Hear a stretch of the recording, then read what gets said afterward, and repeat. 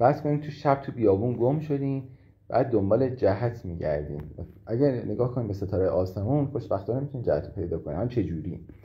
یه بعدی که این ستاره دارن اینه که زمین داره دور خودش میچرخه و اینا شروع کردن چرخیدن. یعنی ساعت به ساعت شما هم میبینید ستاره هی دارن جابجا میشن. خب این چیز خوبی نیست دیگه، آدم جهت رو قاطی پاتی میکنه. ولی خوشبختانه همین اینا دارن دور یه ستاره میچرخن به اسم ستاره قطبی. شما اگه بتونید ستاره قطبی رو پیدا بکنین، این ستاره اصلا تکون نمیخوره از جاش و فقط داره شمال جغرافیای زمین نشون میده. این ستاره رو پیدا بکنیم به این معنیه که شما تونستین شمال تشخیص بدین. خب شمال هم که پیدا بکنین شرق و غرب و جنوب خیلی به راحتی پیدا میشه دیگه.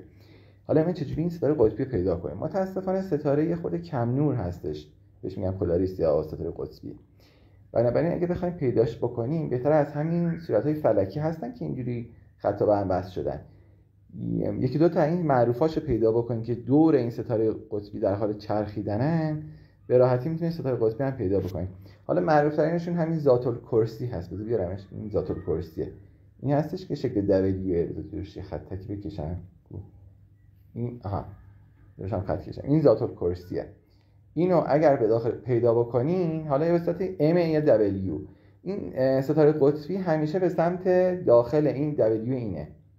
یعنی خدمت شما عرض کنم اگه بتونید ذات الکرسی رو پیدا بکنین، این سمت داخلش رو امتداد بدین، بالاخره به ستاره قطبی میرسین و پیدا کردنش اصلا کار سختی نیست.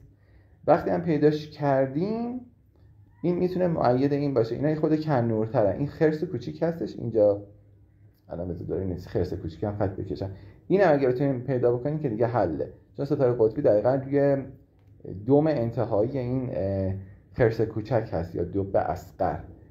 این خلاصه این دوتا رو بتونیم پیدا بکنیم از صورت‌های فلکی. دریای کجا رفت؟ غیب شد.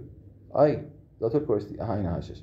این خیلی پرنور هست. من فکر می‌کنم موفق بشین این ام یا دبلیو رو تو آسمون پیدا بکنین و بعد بلافاصله ستاره قطبی رو دارین و جهت جغرافیای شمال دیگه مشکلتون حل میشه دیگه.